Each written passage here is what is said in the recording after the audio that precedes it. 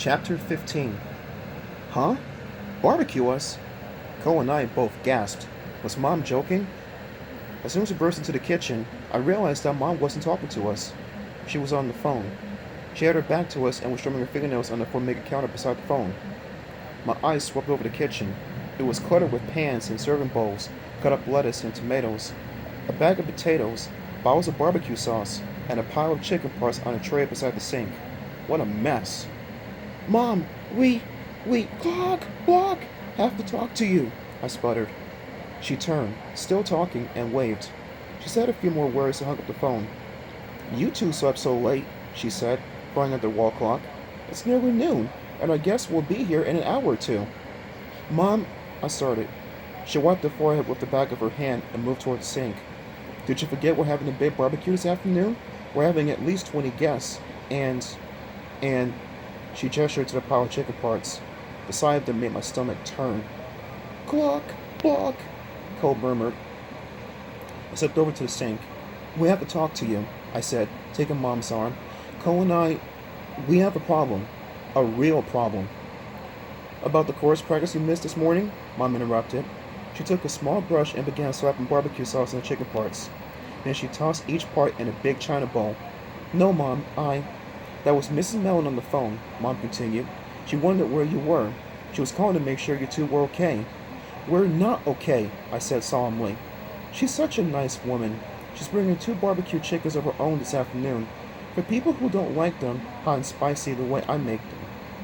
She turned to me. Crystal, you can help me cut up the peppers.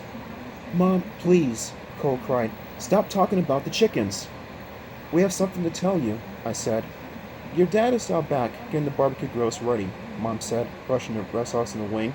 Oh, ice. We have to remember to buy ice. Mom, Cole and I are turning into chickens, I told her. She laughed. Ice and paper plates, she murmured. I don't want to use real plates. Too much of a mess. No, really. I grabbed her arm. The brush fell into the chicken bowl. Crystal, I really don't have time, Mom sighed. She blew a strand of hair off her forehead and picked up the brush. You and Cole should get yourself some breakfast or lunch, then see if you can help your dad. Block, Cole exclaimed. Listen to me, Mom, I begged.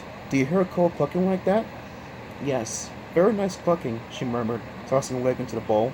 Do you see my lips? I demanded. Vanessa is doing this to us.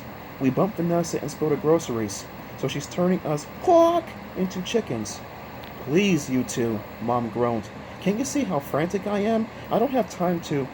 She stopped when she glimpsed my lips. Yuck! Those are really chapped.